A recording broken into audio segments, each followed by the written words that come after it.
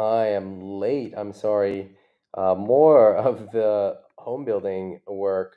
I was with a builder who's helping me put in the stove and some lights, and that went long. And so I am a few minutes late. I'm sorry, sorry, sorry. Let's jump right in. I hope you've had a good windy week. And yeah, I'm going to load up the Facebook group and just get into it and see. I think we had kind of a light week. Generally, this time of year, we don't have as much activity in the Facebook group. It's winter, there's less going on. Some places really turn on in the winter, but for a lot of us as well, it's more of a rest season. I'm going to get the Facebook group loaded up and we're going to go from there. All right, give me a second. Get this loaded up. All right, here we go. It's coming.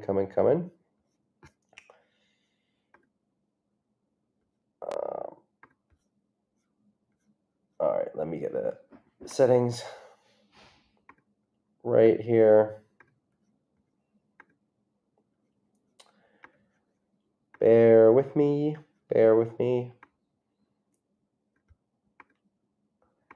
All right. Here we go. All right. So who do we have in the chat? If you're in the chat, say hello. Let us know how you're doing. What's up?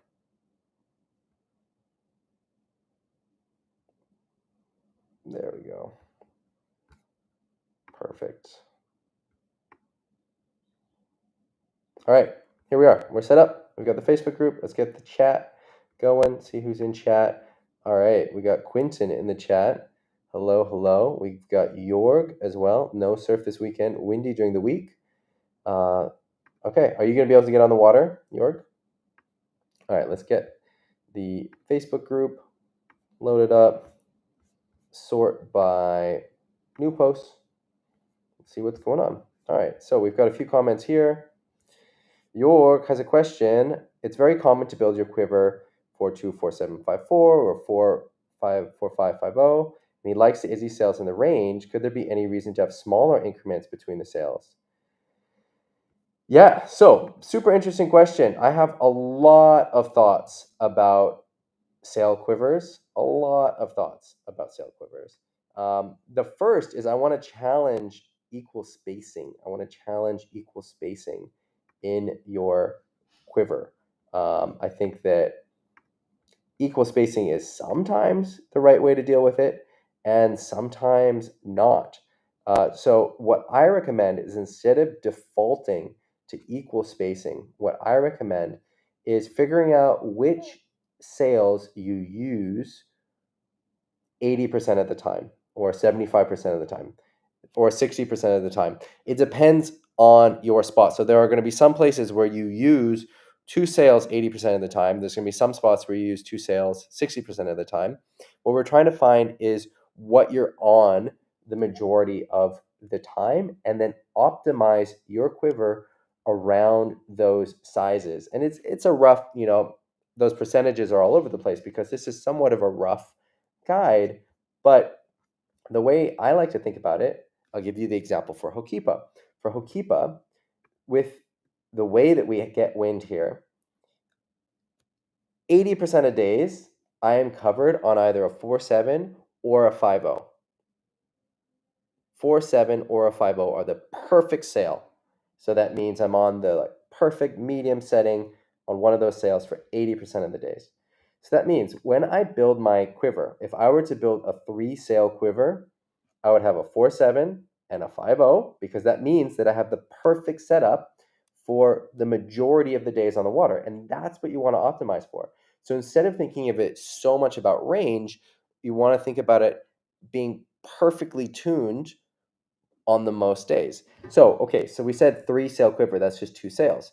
Now, Hokipa also has light days, and I want to make sure I get out on the light days. So then I would add a 5.5. So if I have a 3-sail quiver for Hokipa, would be 4.7, 5.0, 5.5.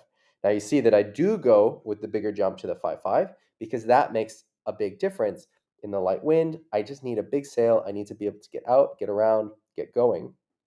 for me, that's the 5.5. And so my 3-sail quiver for Hokipa, again, would be 4.7, 5.0, 5.5. Now, if I'm going to make it a 4-sail quiver, sometimes we get really windy days. And so then I am going to use a 4.5. And so then it would be 4.5, 4.7, 5.0, 5.5. Now, you'll notice that those spacings are pretty tight. If you look at pro quivers, so if you're looking at pro quivers, we go on tight spacing. We don't use 0.5 spacing. So we use 0.3, 0.25 spacing. I guess 0.2, not 0.25, 0.2, 0.3 spacing. So if you look at the quiver bag from any of the pros, you open up Brasinho, you open up my bag, you open up Philip Koster, you've got 4.0, 4.2, 4.5, 4.7, 5.0. And then I skip 5.2, 5.3. I feel like I can go straight to 5.5. Most guys will have 5.0, 5.2, or 5.3, and then up to like a 5.5, 5.6, 5.7. So there is definitely an advantage to having tighter spacing. What it means is that you can more accurately rig for the conditions, so you're like more perfectly tuned. And then also, if the wind changes, you're less off. So for example, if you only have a 4.5 and a 5.0, and then you're trying to decide, oh, am I really downholing the 5.0 or am I bagging the 4.5? Instead, you just take a 4.7, and then if the wind picks up, it's not a problem. You can just tension it more. Whereas if you had chosen the 5.0 and the wind picks up, then now suddenly you've got to re-rig to the 4.5. And similarly, with the 4.5, if then the wind drops, then you've got to rig up to the 5.0. And so it makes it so you're more likely to be on the perfect size given wind conditions. And you can definitely, once you start sailing with those gaps, you start feeling the differences.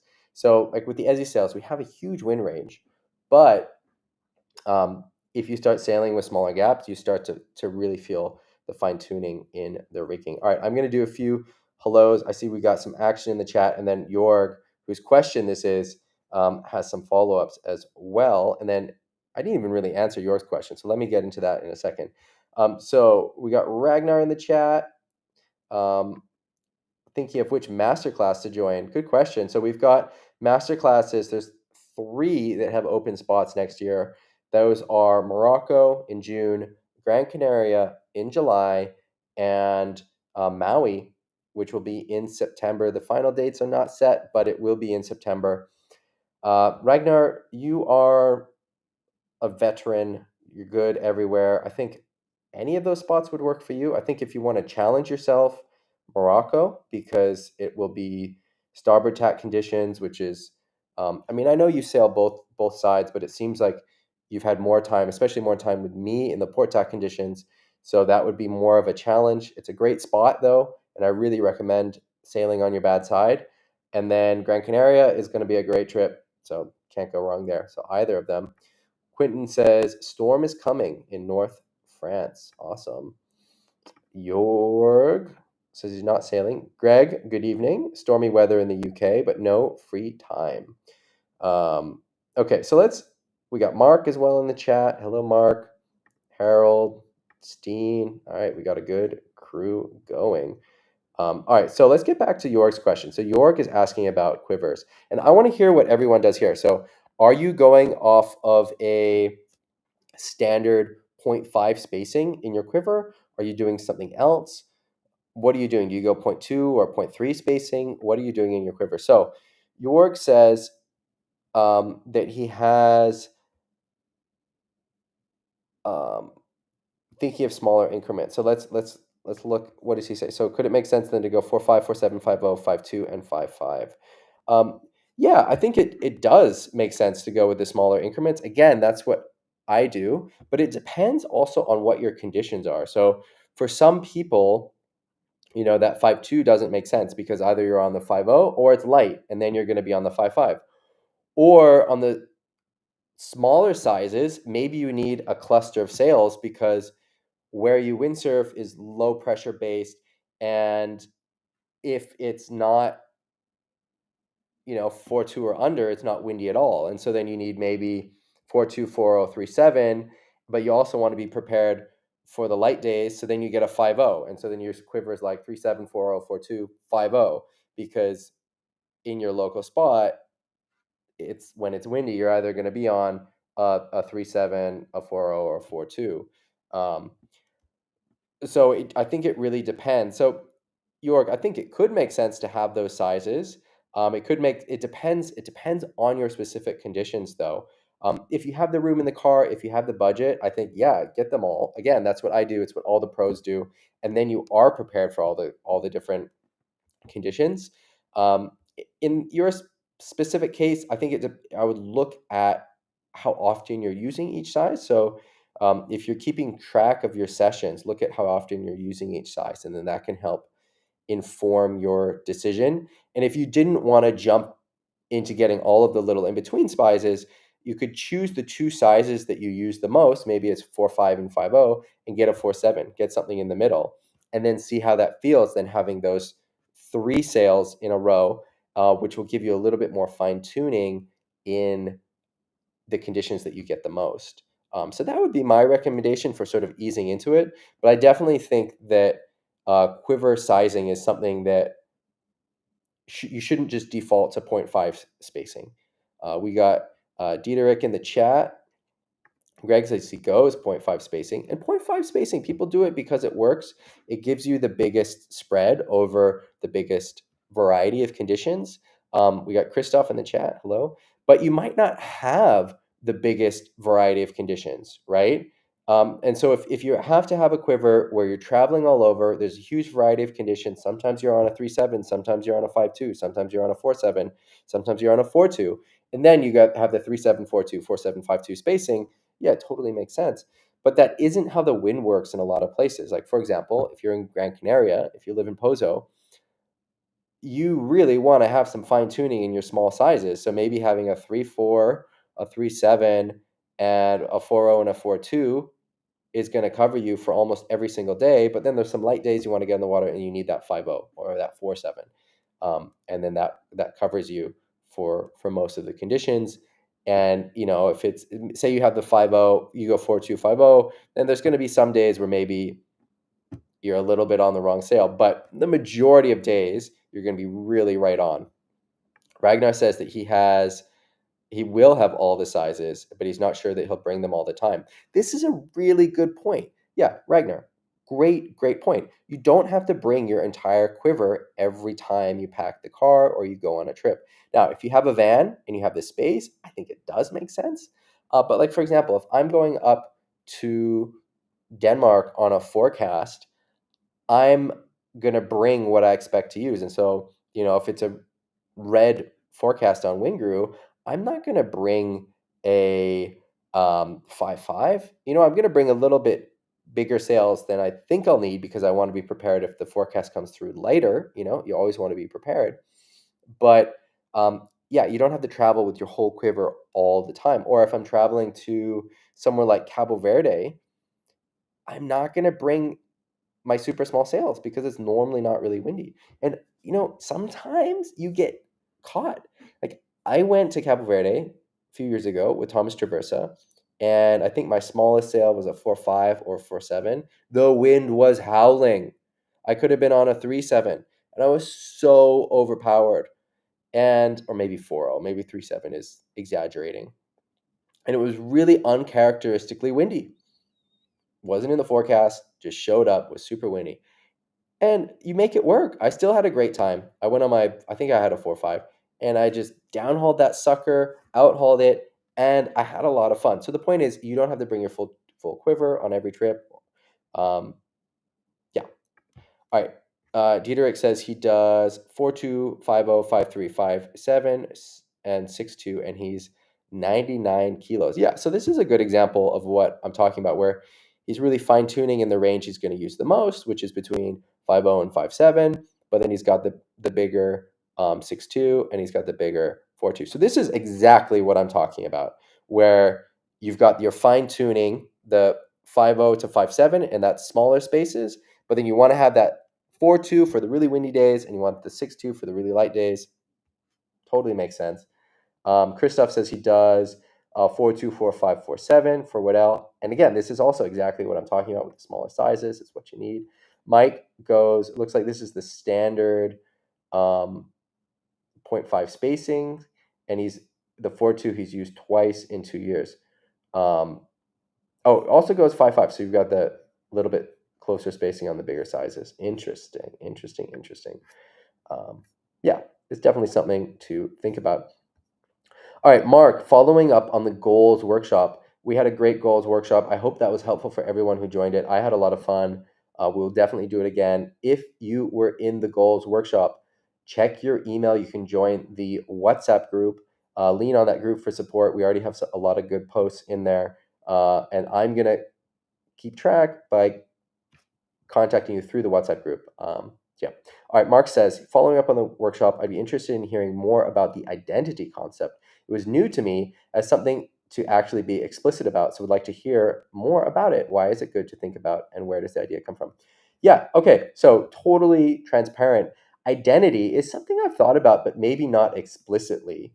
And I was reading, because I'm always reading and listening to different things from non-windsurfing sources and even non-sport sources to try to improve my coaching. I want to always be improving. And I was listening to the book. I was listening to the audio version of the book, Atomic Habits. And there's a section in that book about identity and how important identity is for habit formation. And I thought that was really interesting. It made me think about how I've related to identity in windsurfing. And I realized that identity has been very important to me as a windsurfer. And, being a wave sailor, being a complete sailor. So something that has been really important for me in my identity is what I would call like a complete or well-rounded wave sailor. And I have my own definition of that. It's sort of my own identity. Identities don't have to be something that everyone else understands. It can be, if it's something like windsurfer or wave rider. But what I meant by that was I saw a lot of people come up on Maui through Hokipa who had careers as pro windsurfers and were famous in the sport, but they never windsurfed in port tack onshore conditions in Europe. They were really only comfortable with wind from the right.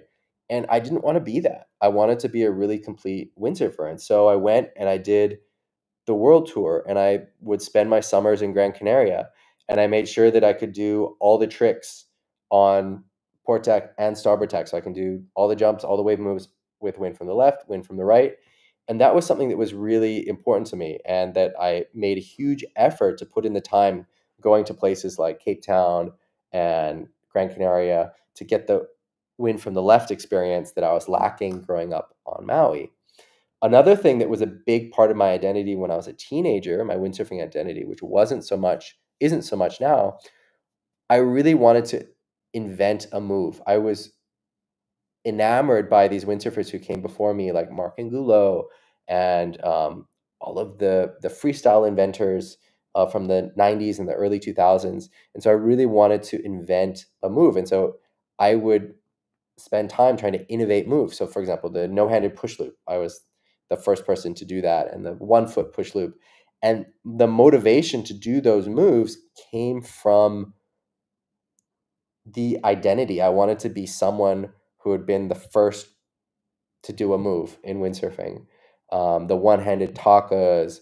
I changed the way we think about wave takas in the early 2000s. And all of that was really driven by wanting to be sort of an inventor. I had these posters of Mark Angulo on my walls, and that was a lot more inspiring to me than Bjorn Dunkerbeck winning all the events. And Dunkerbeck, I like Dunkerbeck a lot, but my point is that wasn't an identity that appealed to me. I really like this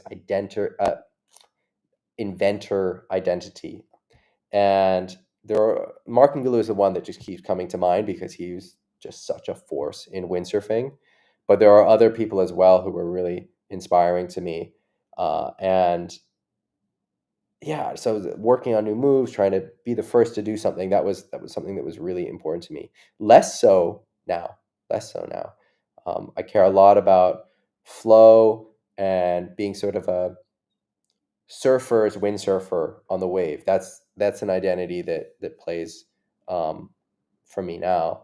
And so I'm thinking a lot about how to ride waves on the rail and flow on the wave, and then that influences the gear I ride. It influences where I travel to. It influences how I teach. It influences so much. So identity is really important for how you're interacting with whatever you're interacting with. We're talking about it in the context of windsurfing, but if you think of yourself as a sportsman or you think of yourself as not a sportsman in terms of identity, it's going to change how you behave.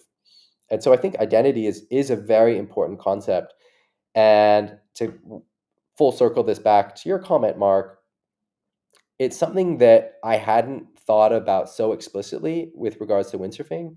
Um, and then when I heard the concept in the Atomic Habits book, I thought, whoa, yeah, this has been at play this whole time, and it's really influenced how I've approached the sport. But I haven't been conscious of it. And I haven't heard very many people talk about identity in terms of windsurfing, except in big categories like free rider, freestyler, racer, wave rider. And those categories definitely exist. Jumper, not a jumper, um, complete wave sailor, I hear people say, which they mean different than what I mean. But I'm really interested to throw it back to you guys. What for you is interesting as an identity? And we've talked about so far in this conversation identity influencing habits, influencing behavior, but it can also go the other way. Or let me say it the other way, it doesn't have to be uh, just whatever identity you are feeling. You can also change your identity to then get the habits or behavior that you want as well. And so if you want to be windsurfing in the winter, you change your identity to, or not change is too strong a word, but like bring on the identity of a winter windsurfer, and that's part of who you are. I think it could be really powerful for getting out when it's cold, and you get the right gloves and the right gear and figure it out, and you talk with other winter windsurfers how to deal with it. um, yeah, so I think there's a lot of power in identity, and it's really interesting for me to talk about because I feel like it hasn't been talked about so much in windsurfing. So that's why I'd really love to hear from everyone in the chat how you think about identity and windsurfing. And it can be, it doesn't have to be one identity that encompasses everything. You can have these sort of smaller identities. Greg says that since he started sea sailing 12 years ago, it's been important for him to learn moves on both tacks. Yeah. And that's, again, also part of an identity thing. Um, yeah, I love it. Cool. So, Mark, does that answer your question? I would love more discussion on this. We can have it in the chat here. We can have it in the Facebook group. I think it's super interesting. All right. We've got a question from Chris, and he likes the video. It's about gorge sailing, and there's almost no crossover to onshore wave sailing. I think there's a lot of crossover to onshore wave sailing with gorge riding. Um, what could be done to improve crossover to wave sailing? All right, let's watch what goes on in this video. You guys see it? Let's turn the sound off. Sound off. All right, yeah, you guys can see it. All right, let's see. So lots of jumps. So with the gorge, because it's pretty much straight on shore, it's going to be a lot of backside riding, and really approaching the swell riding as backside riding will be helpful. For this is interesting, kind of going straight down the swell out of the straps. You know, this is also cool. And so it's not directly technically related to what we would do in onshore wave riding, but when we are talking about the fundamentals of riding waves, it comes down to using the swell to create board speed. Using the swell to create board speed. So you're feeling the swell, putting energy into your board. And that's what's going on in this video. And so even though the technique doesn't correspond directly to onshore wave riding, the feeling does. And the feeling is very important. And so if you're working on that feeling of being connected to the swell and feeling the swell uh, power your board, that will help. That will help any kind of wave riding. Um, but if you want more direct correlation to onshore wave riding, really focusing on the backside riding. So this is a lot of frontside focus, but you can do some great radical backside turns on these swells, and that will help a lot. It will transfer a lot to the backside riding. Working on moves like shove its, even if you're doing the shove it and not really getting air, so it's not really a shove it, but more like a backside turn. It's the same technique. That will really transfer over when you get into onshore wave riding conditions. Uh, yeah, so those are my two thoughts on that. For going frontside, you could, I guess, do some clue first riding, but for going frontside, those are not the conditions. It's not the conditions for going frontside. And one of the things that's important when we're riding a wave is that we're matching what we're doing with the conditions. And so if you're riding river swell, it's not really great for going frontside. So I would just not go frontside and either do like was shown in that video where you're picking up the energy of the swell and riding it, or you're going backside, doing radical backside turns. We got Jakob in Denmark. And nice to see you here, Jakob. We're caught up. That's it. Like I said, it was kind of a short week, but we had some really interesting questions. I love the questions about quiver and about identity. Those we could talk about forever. I would love to hear your thoughts about identity more. We've got some good comments about what you guys are using for your quivers.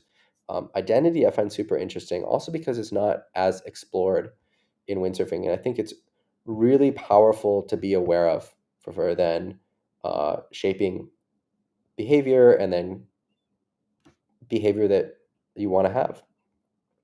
So your identity as a windsurfer, as a person, I think it's really something to be conscious of, and it's a powerful, powerful tool for motivation and yeah, for guiding, a guiding force. Um, it goes back to when I do the online courses, and we do this in some of the in-person courses as well. So if you've done courses with me, you're familiar with this. Really going into why you windsurf is also really powerful, and pushing that back multiple levels. You might just say, "Oh, it's fun." Like, okay, let's go a level deeper. Like keep peeling the layers off the onion. Um, and some people talk about the freedom and independence, and for me, if I start peeling those layers back, um, there's a few different reasons why. And one of the reasons is I love this dance with the ocean, with this powerful force. I love this feeling of being in sync and in the flow with this force that's so much more powerful than me and than any of us. And I just feel connected to the universe. And I really like that feeling of connection. It's almost this spiritual feeling when I'm riding waves and really in sync with it. Doesn't happen every time, but that's a big part of why I windsurf. And for me, and this is going to be different to most of the people listening to this, there's also something in the mastery of it. I've been doing this now for 25 years, 26 years, and I've put in well over 10,000 hours into the sport. And it's it's something that I can think something and then do it. And so I've reached this level of mastery. And um, the amazing thing is it never ends, right? And so fine tuning that mastery is something that I find really um, really interesting. And then also teaching it is has been this other next step, which is also really interesting. So those those things for me are a big part of why I windsurf. Um, yeah, and so the connection to the universe, and then the mastery and refining this mastery, and then teaching this mastery, passing it on, all of these things that I've learned in the years that I've been doing this. All right, guys, I'm gonna wrap it up. Thank you for showing up today, and I want to hear more about identity, why you windsurf, all of this stuff. Super interesting. Let's move that discussion to either the Facebook group or the WhatsApp group for the goal setting course. Yep. All right, guys, I'm going to sign off. Have a wonderful windy week today for me. It hasn't been windy the last week, but today is windy. I'm going to get on the water and I'm excited. All right.